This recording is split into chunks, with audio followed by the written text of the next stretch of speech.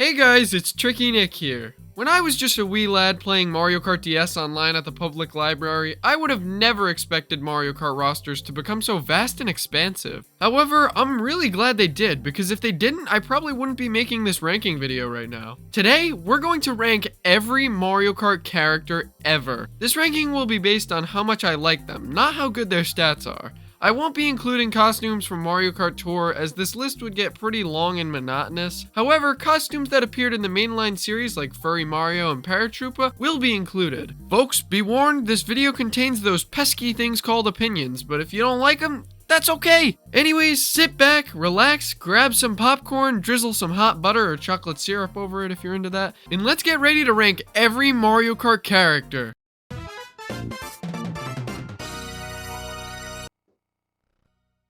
So, you know how Rosalina was said to have spent her childhood on the Comet Observatory in Super Mario Galaxy and appeared to still have some distinct clothing and hair as a child? Yeah, me neither. Anyways, here's baby Rosalina. Nintendo did not think this character through, and it really irks me that they kind of just ruined the story of Rosalina for the sole purpose of padding out the roster of Mario Kart 8. If the character, at the very least, stood out from Baby Daisy and Baby Peach even just the slightest bit, that would help it somewhat, but it's just such a repulsive character. Okay, I know that Metal Mario actually makes sense to, exist and all, because he was initially a power-up in Super Mario 64 before he became a Mario Kart character, but I just don't really like the way he looks, and it always feels like a bland addition to the roster in an attempt to simply have a larger quantity of characters. In all of his appearances, the silvery metallic coloration feels like more of a boring gray than anything. He also further lost my support when he replaced Waluigi in Mario Kart 7. Absolute disgrace. So for being aesthetically unappealing and stealing the roster slots of objectively better characters, Metal Mario lands himself under Pink, Gold, Peach. This character is insultingly lazy. She has no previous appearances and is a metallic reskin of Princess Peach made only for Mario Kart 8 and no other purpose. She has become notoriously hated in the Nintendo community, and while I may occasionally use her in a race or two as a guilty pleasure, she's nothing more than a dirty Princess Peach clone. The only reason she's higher than Metal Mario is because Pink Gold Peach is just a little bit nicer looking. Keeping the streak of Peach going, Peachette is yet another lazy Peach clone. Wait, or is it Toadette? I don't even know. Why do we even bother with this? This character is just another super unnecessary version of Princess Peach, and the design is, in my opinion, not as good as Peach's original. Jeez, Peach just keeps on aging further backwards. Baby Peach was actually the first Mario RPG character to be added to a Mario Kart game, but it's probably the last one that anyone would ask for. Her design is uninteresting and unoriginal, she has almost no personality traits, and just because she was in a Mario RPG does not justify her as not being a filler character. Whew, we finally let up on poor Princess Peach for a minute. While Metal Mario is a bland-looking character that does have a purpose to be in Mario Kart, Gold Mario is essentially only for aesthetics, but he delivers on that. I really like using all the gold items together in this game. It ends up looking pretty spiffy, but unfortunately, apart from flexing the work and hours you've put into the game, Gold Mario is just another clone character. Tanooki Mario is the culmination of Nintendo's efforts to push the retro feel of games released in the early 2010s. Well, as good as the power-up itself may be, apart from some cool animations, Tanooki Mario is so similar to Mario that I don't think it's a highly necessary addition. Once again, I realize that Baby Mario is an actual somewhat established character in Nintendo games, but that doesn't excuse him for being yet another filler character. Why so many babies, Nintendo? Baby Daisy is simply above the other babies before her because I enjoy her design and color scheme. Other than that, she has the same exact model as the other baby princesses and lacks any real unique features.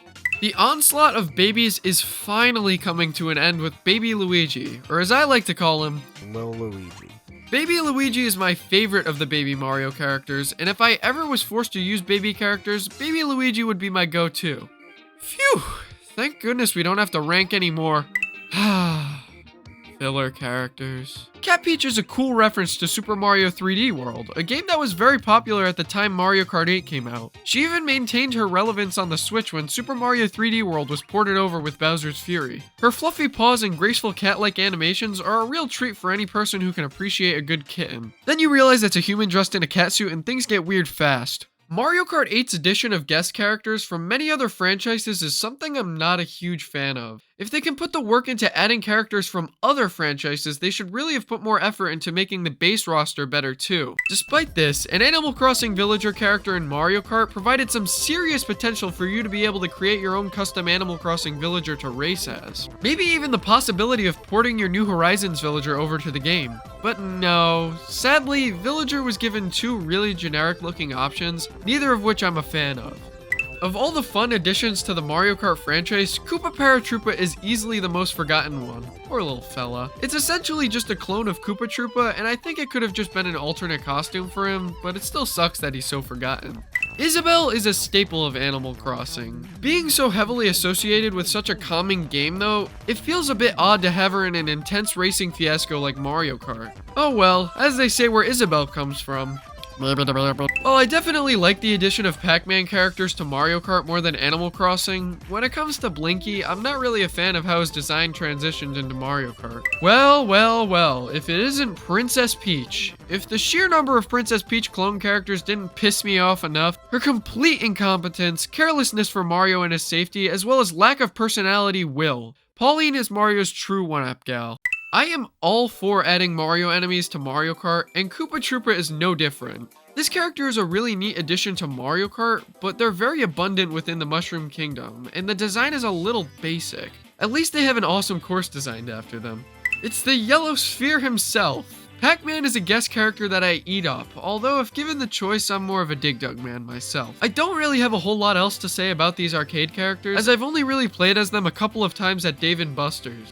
Miss Pac-Man has a slightly more interesting design than Pac-Man, so she gets to be in the spot above him. Hammer Bro was actually scrapped from Mario Kart Wii, so to see him added in Mario Kart Tour was awesome. Much like Koopa Troopa though, his design is pretty basic and they've both been snuffed from multiple games. Okay, the latter is more of a fun fact, but that's neither here nor there. I'm sure my subliminal hatred of Hammer Bro as an enemy also played into this ranking. While I've hardly ever played Splatoon, I can at least appreciate Nintendo's ability to still create new amazing IPs. However, what the heck do the Inklings have to do with Mario Kart? Despite not fitting in, I can at least appreciate their designs and customization options. I also really like their standard kart designs. The Legend of Zelda: A Link to Mario Kart isn't a game that Nintendo has made yet, but maybe when it comes out, it'll explain why Link is in Mario Kart. Yeah, as you can tell by the ranking thus far, guest characters are far from my favorite.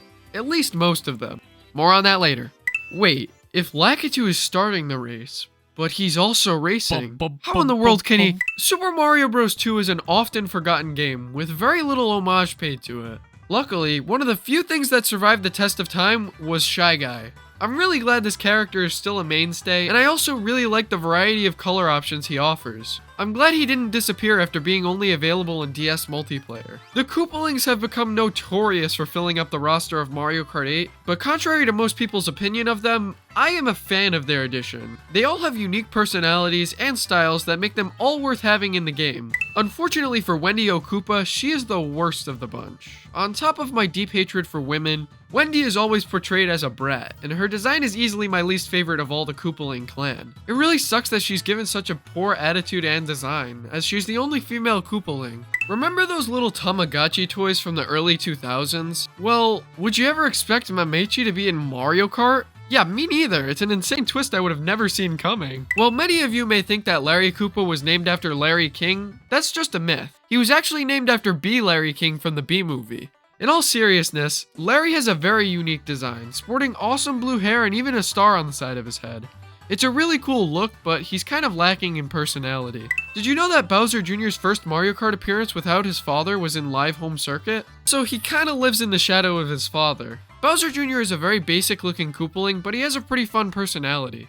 The Taiko no Tatsujin franchise is one I've always been meaning to give a try, but never got around to. I meant to put it on my Christmas list last year, but I forgot. Oh well, maybe next year. But had I not seen Don-chan in his very recognizable look in Mario Kart, I may not have ever known who he was or what his games were about. Despite the incredible abundance of them in Paper Mario, I'm a fan of Toad and his bulbous head. He's simply so adorable. I can't help having a soft spot for him. I'd know that character anywhere. It's Grover Cleveland. Toadette actually made her debut as a character for the first time in Mario Kart Double Dash. She did so as a partner for Toad, so it's no surprise that she fits so well in the series. She has a design that's distinct enough from Toad that she doesn't feel like a clone character, and her bubbly personality is so great. But what these things are, I'll never know. Hey guys, it's Tricky Nick here. Today I've been hired to become a Mario Kart character. I was forced to put on this helmet after Mario Kart Wii to promote safe driving, and that hindered my design. But I still really like the customization Mii offers. I personally used the Mii customization feature to take my first ever Mii character, make it look a little more wrinkly on the Switch, in order to make it feel as if the Mii has grown up with me. It makes me feel a lot more connected with Mario Kart. Diddy Kong is the first member of the DK crew on this list. While he was the protagonist of the second best Donkey Kong Country platformer, Donkey Kong Country 3 is the best, don't at me, Diddy Kong is my least favorite of the Kong family. He's not bad in any way, but I'm just not his biggest fan. Also, he likes to get in the way of little Luigi and Donkey Kong when they go out drinking. Yet another relic from Super Mario Bros. 2, Birdo is an awesome character. Their signature bold red bow and huge diamond ring make this character extremely iconic. Not to mention, I really love the voice acting of Birdo, and the callback to Super Mario Bros. 2 makes me happy. It sucks that Donkey Kong Jr. has been so rarely used, but I think that's what makes this ambiguous character so interesting to fans such as myself. Only appearing in the first and most recent Mario Kart game, Donkey Kong Jr. is yet to get an actual official 3D model. Is it because this character is actually Cranky Kong nowadays? Or is this Donkey Kong's son, perhaps? Who knows? When Dixie Kong along with Funky Kong were added to Mario Kart Tour, they were the only characters to make the game servers go down from all the hype. While I'm sure this was mainly due to the return of Funky Kong, Dixie Kong's addition to the Mario Kart franchise was no doubt a part of the hype. It's nice to see more of the DK crew finally joining the roster. These characters feel way more at home than something like Isabelle.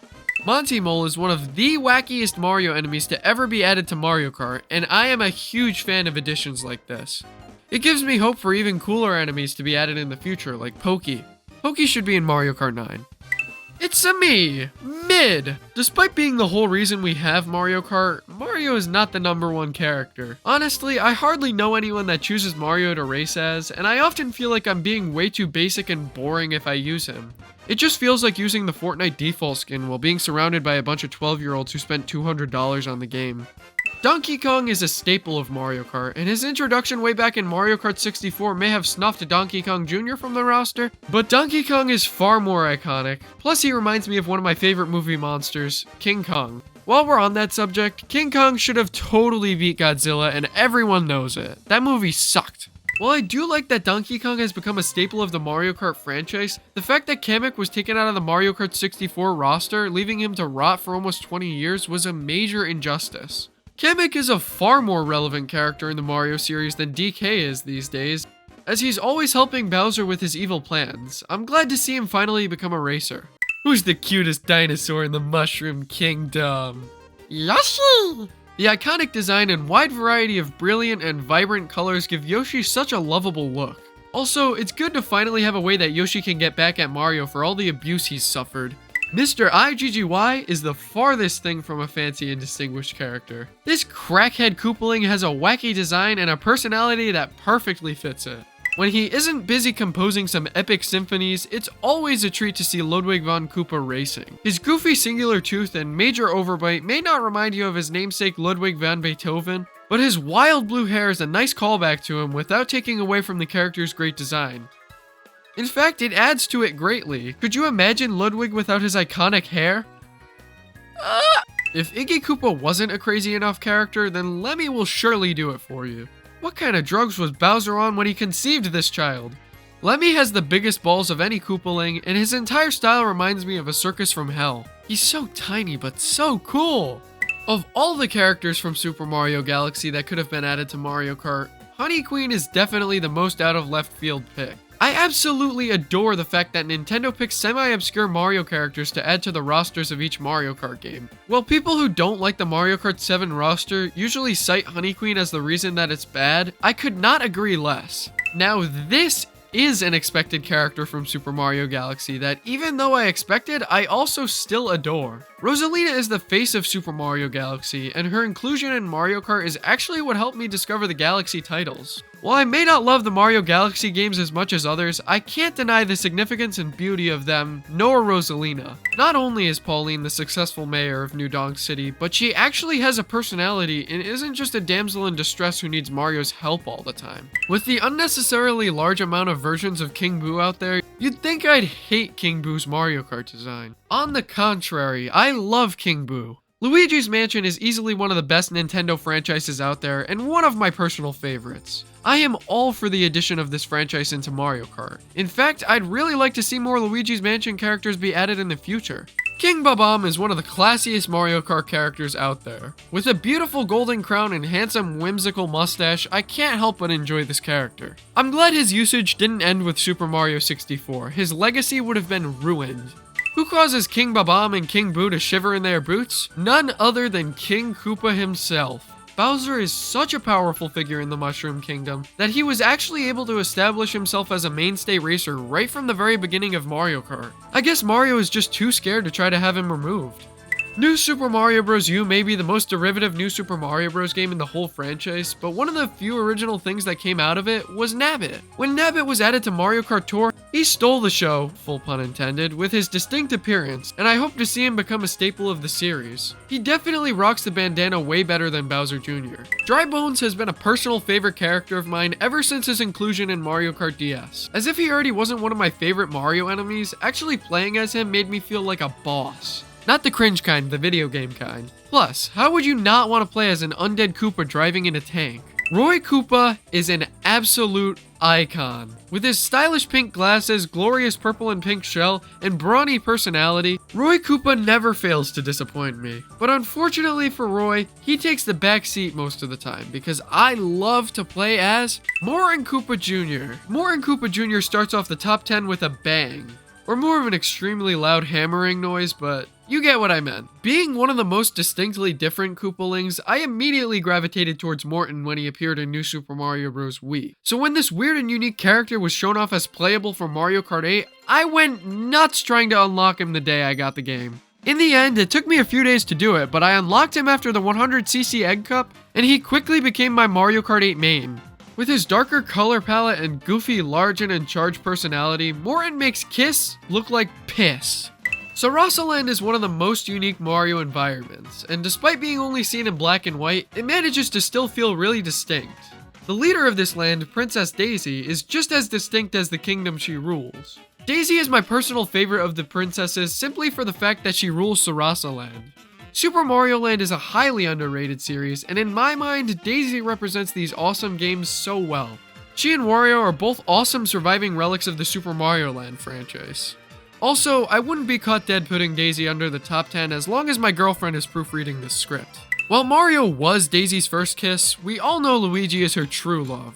Star of one of my favorite franchises, Luigi's Mansion, Luigi's cowardly yet lovable personality makes him the better brother in my eyes. If ever given the option, I'm always gonna pick Luigi over Mario. I'm really glad Luigi has begun to get way more recognition when people realized he was living in his brother's shadow, and I sincerely hope that people continue to love him just as much as I do. As I previously mentioned, Daisy is not the only Super Mario Land character that has survived the test of time. Wario is not only one of the few main antagonists that Mario has faced other than Bowser, but also the star of the Wario Land and WarioWare franchise. Wario Land is an amazing platformer that I firmly believe has to make a return. And WarioWare is a totally wacky, weird microgame compilation that I'm happy to see people are loving the newest entry of. So not only is Wario my gassy, garlicky, greedy guy, but also a part of some of my favorite Nintendo games. Waluigi is an underrated, at least by Nintendo, underutilized gem of a character. With a comically lanky body and tendency to get into many zany antics with Wario, this fella is truly special. His body even reminds me of my own. Who cares that he was originally in Mario Tennis and wasn't even invented by Shigeru Miyamoto? Just because he didn't make Waluigi doesn't mean that Waluigi's inferior. Luckily, I'm glad to see that most Nintendo fans have realized the true value of Waluigi these days. Have you ever wondered what would happen if a Piranha plant became a massive mutant boss that was playable in Mario Kart? Enter PD Piranha. Super Mario Sunshine was a really ambitious Mario game, and PD Piranha is a prime example of that fact. His massive stature and big goofy mouth reminds me a lot of a whale shark. This character is an easy favorite of mine, but most people aren't even aware he was in Mario Kart because he appears so rarely, which is really unfortunate. When people praise the Mario Kart 7 roster, they tend to mention that Honey Queen is a big reason for it. I mean, heck, that's what I said earlier in this ranking. But who's got 4 thumbs up and has twice as fun? Wiggler. Almost everything about this character makes it distinct from any other Mario Kart character. He has 4 arms, which is already really bizarre, as well as some great voice acting. Not to mention, when Wiggler is hit with an item, he turns red and gets angry temporarily. This makes him the most expressive Mario Kart character, and you can really tell Nintendo put a lot of effort into him. Dry Bones is no doubt a pretty bad to the bone character, but Dry Bowser blows him out of the water. There is nothing more bad to the bone than the head honcho of evil in the Mushroom Kingdom dipped in lava coming out looking like this. The glowing orange shell, the fiery breath, the dark vacant eyes, this character is simply the definition of menacing. Dry Bowser is a prime example of the fact that clone characters can be amazing additions to the Mario Kart roster, as long as they're done right, and this one certainly was. The most unexpected character to ever be added to Mario Kart is easily Rob.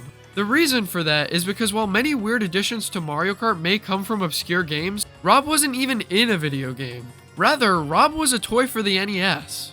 Rob actually saved the gaming industry from crashing in the 80s because implementing toys into gaming got more people on board. Seeing him in Mario Kart DS was such a delight to me, and he looks great here. Nintendo even went as far as to add a Famicom version of Rob for Japanese players who grew up with the Famicom. While he may not be a character from a video game, his influence on the industry alone made him a worthy addition to be added to Mario Kart. This is such an out there guest character that still manages to feel like a perfect fit. So before I reveal the best Mario Kart character, let's do a quick recap. I hate most clone and filler characters because of their bland designs. I like some guest characters, but only if done right. And I am a huge fan of the bizarre additions of obscure characters. So which character mixes together all of these elements perfectly to create the #1 Mario Kart character?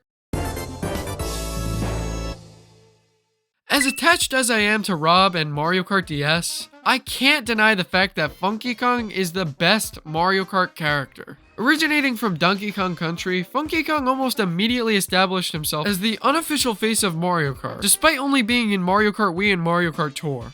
It's no surprise that when he was added to Tour that the servers fully went down. It's impossible to play Mario Kart Wii online without seeing Funky Kong because the character is not only a beast, but also looks like the coolest guy ever. Just look at these shades. Funky Kong is truly an unmatched Mario Kart character, and unless you count this Peter Griffin me I found, it's never gonna get better than this. And that concludes my ranking of every Mario Kart character. I don't really have much else to say except